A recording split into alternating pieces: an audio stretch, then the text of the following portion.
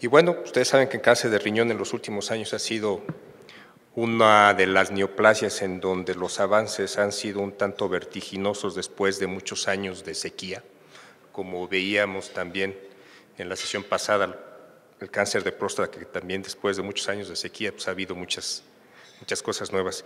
Y el cáncer de riñón, pues igual, en el área metastásica, antes nadie quería ver a los pacientes con cáncer de riñón, y a partir de la primera droga que demostró efectividad después de las citocinas, que fue el sunitinib, todo el mundo quiere ver el cáncer de riñón y todo el mundo lo quiere tratar y todo el mundo quiere hacer protocolos también con cáncer de riñón, cuando antes pues, se peleaban por no ver a los pacientes con esta neoplasia, ¿no? Entonces, bueno, pues esto queda abierto a preguntas. Me gustaría saber si tienen alguna pregunta para nuestros profesores.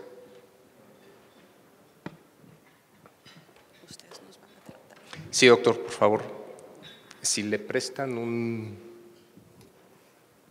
Gracias. Enseguida va el micrófono. ¿Eso no importa quién?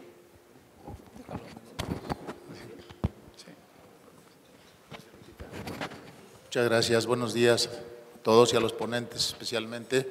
Y quiero felicitarlos por su brillante exposición. Y desde luego estamos en una etapa, en una época, como les digo a los médicos en formación, es el siglo de la cirugía conservadora. No me quedó claro, doctor Hernández, o quisiera que me hiciera favor de aclarar esto. ¿Qué pasa con los pacientes cuando presentan bordes quirúrgicos positivos? ¿Cómo les va a esos pacientes en el estudio definitivo? ¿Cómo les va a esos pacientes? ¿Cómo se comportan? ¿Y cómo los trata? ¿Cómo maneja usted cuando le reportan bordes positivos? Ok, les comentaba que en cirugía abierta el beneficio de tener en la parte en la que el riñón es, y disculpen la expresión, más generoso en tejido, la posibilidad de tomar un borde mayor de 1 milímetro, de 1 a 3 milímetros, podemos tomar, sin exagerar, por supuesto, se trata de preservador de nefronas. Con eso garantizamos mucho el que los bordes en cirugía oncológica sabemos que son vitales. Un tip aquí muy importante es la incisión que se hace en profundidad. Si perdemos la ubicación tridimensional, podemos hacer un corte convergente para quitar menos tejido en profundidad, pero si nos pegamos mucho al tumor profundamente podemos quedar con tejido residual. Entonces, aquí es importante esa ubicación tridimensional del cirujano, la revisión clara de los estudios, obviamente antes de la cirugía, y si a pesar de esto yo tuviera bordes positivos laterales en donde el riñón, en su parte convexa, en el polo superior e inferior, no le veo mayor problema de ampliar los márgenes. Entonces, amplío mis márgenes en el transoperatorio. El comentario era en márgenes quirúrgicos en profundidad. Si el reporte de patología me dice que hay infiltración de los sistemas colectores y es en ocasiones bien difícil identificar qué más puedo yo quitar, ya llegué casi al seno renal, me voy a una nefrectomía radical en ese momento. Ahora, si ponemos una segunda variable, el reporte transoperatorio me sale negativo y el reporte definitivo me sale positivo. Es un paciente que indudablemente lo dejo en vigilancia. Es un paciente que tal vez ya está informado de esto desde tiempo atrás. Si el paciente me dice, doctor, no, si sale positivo yo vuelvo a entrar a cirugía, en mi experiencia, doctor, no me he encontrado un solo paciente. A los pacientes que hemos dejado en vigilancia, porque muchos de ellos tienen enfermedad renal crónica, porque les damos el beneficio de continuar en una vigilancia activa, no una vigilancia cualquiera. ¿Cuál es mi experiencia? Entrar a operar esos riñones con la fibrosis que hay es mucho más complejo que hacer una nefrectomía radical convencional. Como quitamos toda la grasa, se pega muchísimo el peritoneo, es un reto quirúrgico. Hay que hacerlo. En datos de progresión radiológica, aquí hay dos cosas muy importantes. El radiólogo que tenga que quedar en vigilancia o el grupo de radiología que deba de quedar en vigilancia es vital, porque con mucha frecuencia te reportan actividad tumoral por los cambios anatómico-morfológicos que tú mismo condicionaste con la modificación anatómica. El radiólogo bien entrenado lo identifica y dice, aquí no hay progresión. Entonces es vital ese punto. ¿Qué otra cosa le tendría que mencionar? Lo ideal sería que no hubieran márgenes quirúrgicos. Si los hay, dos opciones. Vigilancia, ¿en qué? Basado también en el Fuhrmann que me dé. Si es un paciente de un Fuhrmann muy bajo, realmente lo puedo dejar en vigilancia. Pero si un paciente que tiene un Fuhrmann alto, tal vez a él lo meto antes a cirugía, ¿verdad? Esa sería la respuesta, doctor.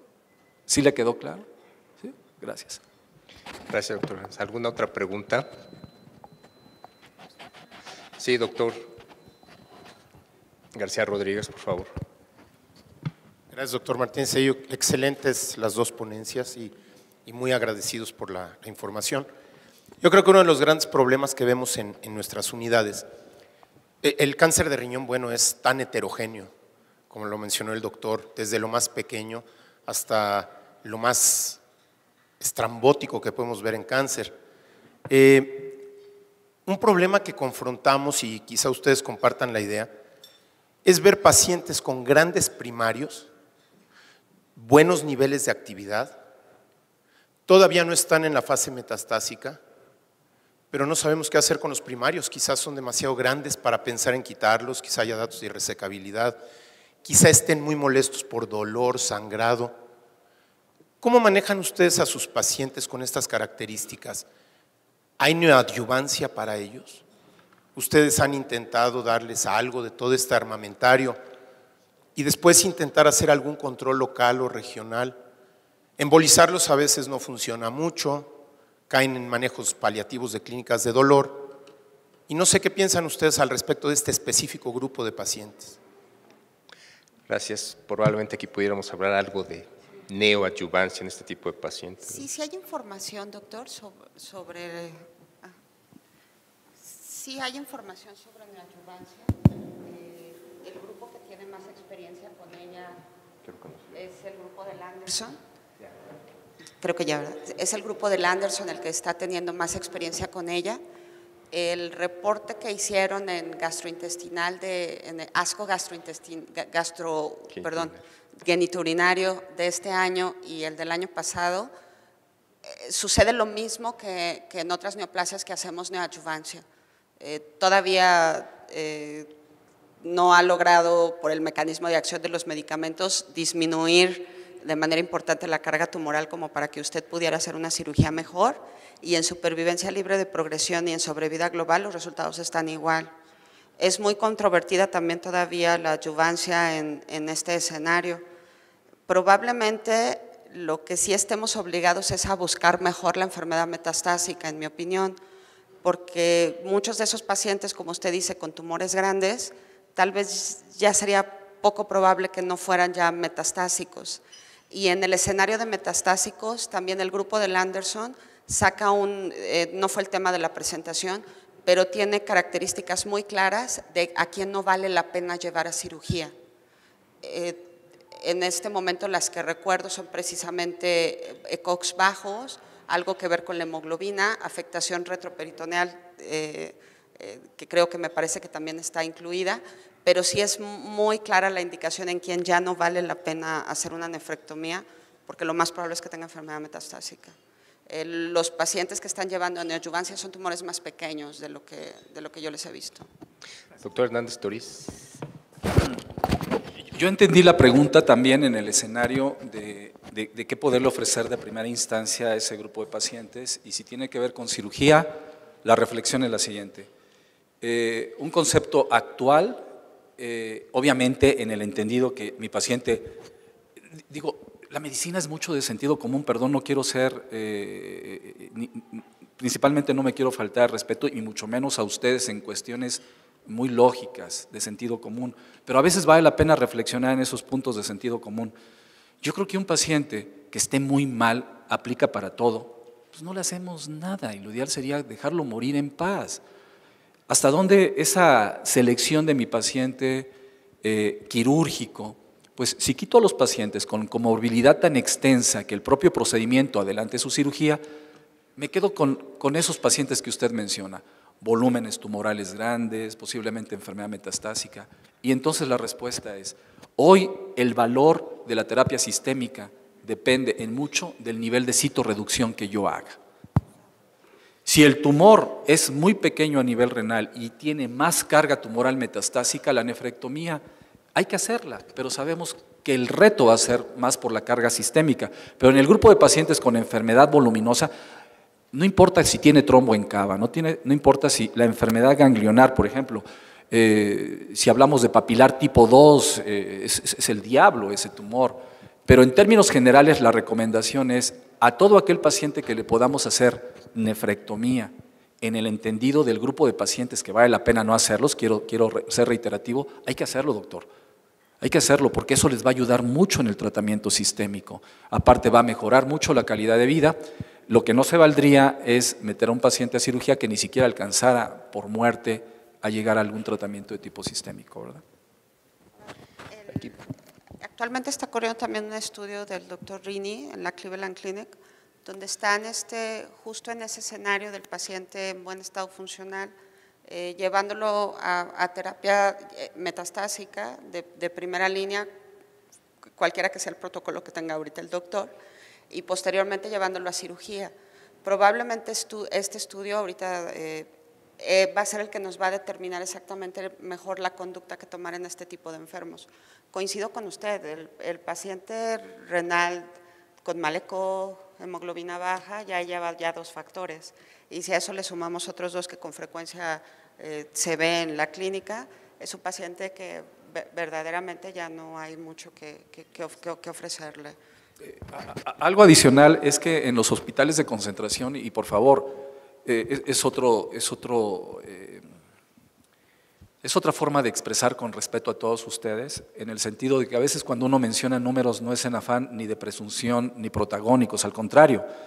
Yo creo que hablar de una institución como el Hospital de Oncología en Centro Médico Nacional, en donde hacemos 100 nefrectomías, no es para presumir, es para quedarte avergonzado que tendríamos que hacer muchos más.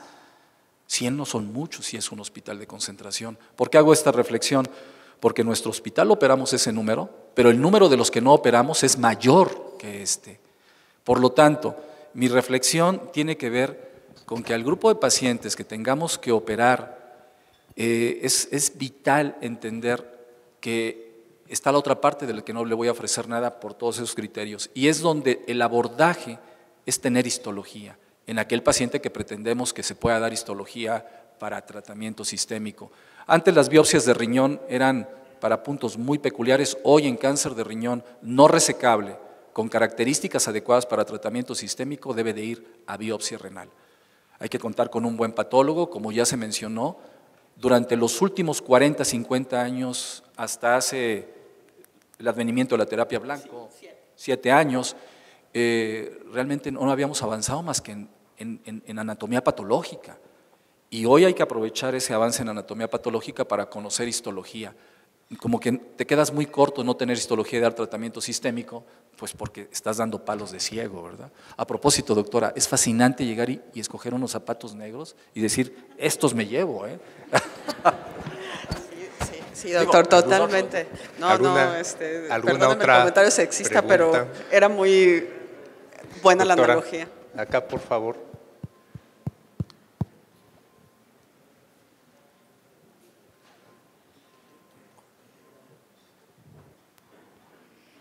Bueno, la pregunta es un poco la duda que tenemos, y yo creo que sigue siendo una duda muy frecuente, y en el paciente, realmente cuando tenemos al paciente enfrente y a lo que nos enfrentamos día a día, pues es una decisión difícil. Pero en su experiencia, doctora, ¿cuál es la secuencia de tratamiento que están utilizando? Es decir, la primera línea, y si el paciente progresa, ¿qué segunda opción de tratamiento le están ofreciendo a sus pacientes y cuáles son los resultados que han tenido? Gracias, doctora. Es bien difícil. Creo que mucho depende también del hospital donde trabajes.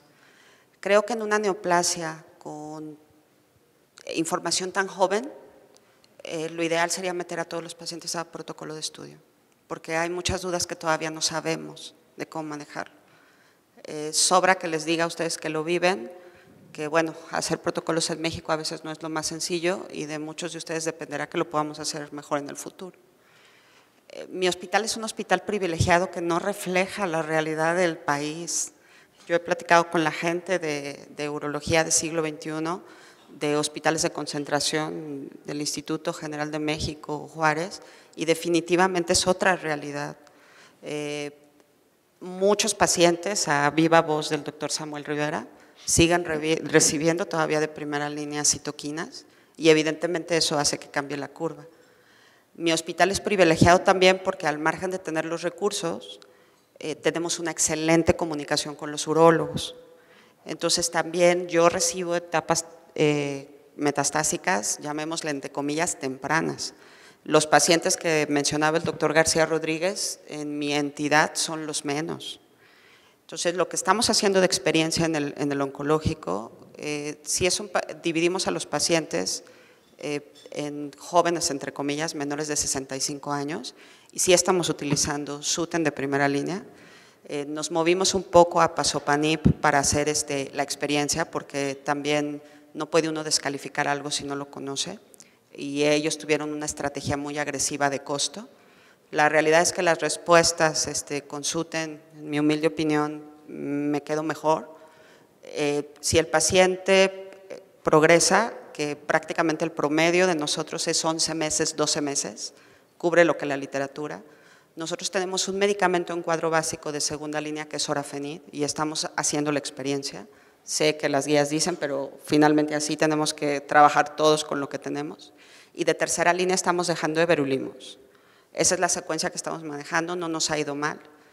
Obviamente cada hospital tiene su idiosincrasia diferente y con toda esta flexibilidad cada quien tomará.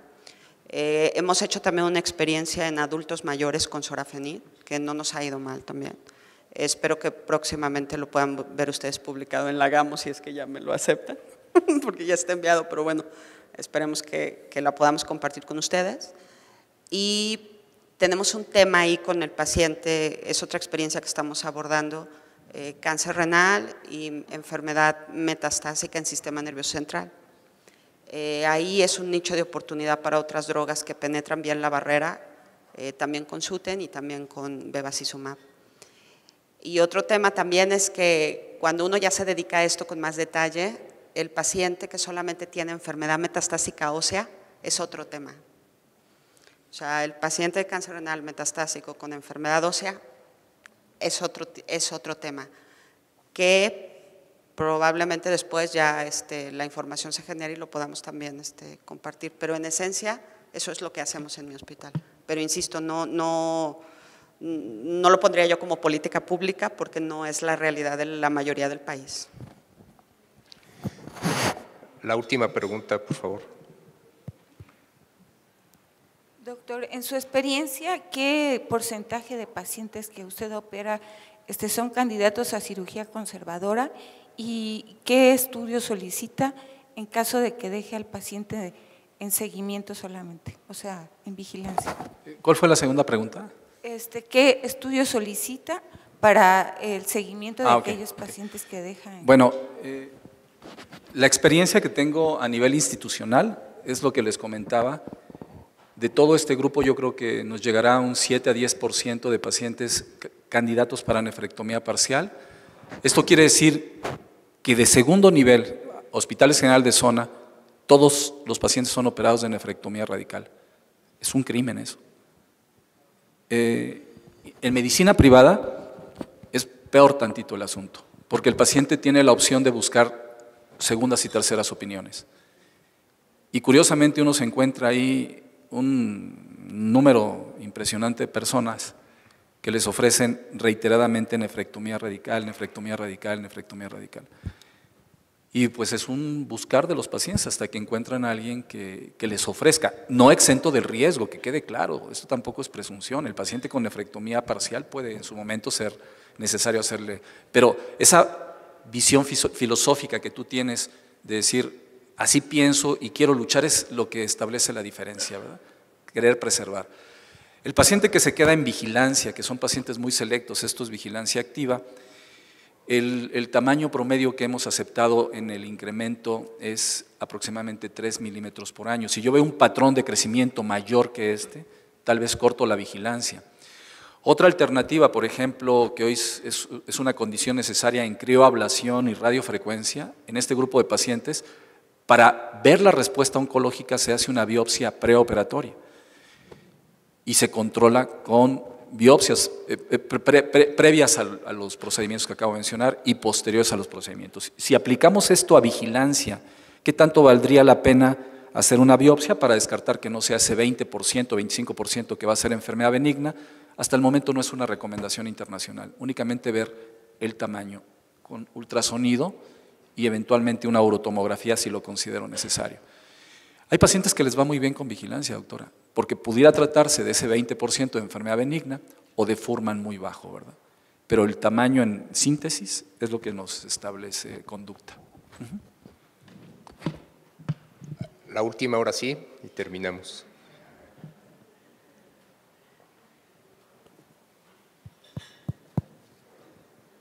Muchas gracias, buenos días. Bueno, una pregunta muy particular. ¿Cuál sería la postura en el sentido de un paciente que se le ha llevado en una nefrectomía, sin embargo queda con trombo tumoral que es prácticamente irresecable, que es extenso? ¿Cuál es la postura actual? ¿Cuál es el abordaje? ¿Qué es lo que ustedes consideran que hay que continuar con este tipo de pacientes? ¿Se le lleva vigilancia? ¿Se da tratamiento médico? ¿Cuál sería la postura? ¿Tú eres residente de oncología quirúrgica? De oncología médica. Oncología médica. ¿Quiere contestar? La pregunta es al ámbito… Bueno, te contesto. Sí, mire, se llevó a nefrectomía. Me queda claro. Aquí, como todo en la vida, le tienes que buscar dos explicaciones a por qué tiene el trombo. Primero, como cirujanos y como centro de concentración no es raro, ¿qué te digo? Un tumor pequeño, accesible a cualquier persona, con un trombo, no importa el nivel, lo programan a cirugía, le cortan, lo quitan y te lo mandan con el trombo, diciendo que es irresecable. Hay que pensar mal. La pregunta es, ¿tiene criterios realmente de irresecabilidad del trombo? Si el paciente tiene resonancia magnética, si tiene claros indicios de que el paciente puede ser rescatado quirúrgicamente, hay que meterlo. Ustedes saben muy bien, no es el índice, no es la intención de la plática, pero a niveles por abajo de las suprahepáticas, el comportamiento transoperatorio y la agresión es completamente diferente que aquellos que están por arriba de las suprahepáticas. Por lo tanto, yo consideraría, respondiendo a tu pregunta, en ese grupo particular de pacientes, ver si realmente quien dijo que es irresecable es realmente irresecable. Si lo es, bueno, sería un momento para que la doctora responda, pero lo primero es ver si es resecable. Y llevaría la pregunta incluso antes de la operación. Bueno, seleccionar bien a tus pacientes. Hoy sabemos claramente que el grupo de pacientes que no tienen enfermedad ganglionar ni infiltración a la pared de la cava tienen índices de supervivencia global arriba del 60% a 5 años si tú haces la nefrectomía con la resección del trombo.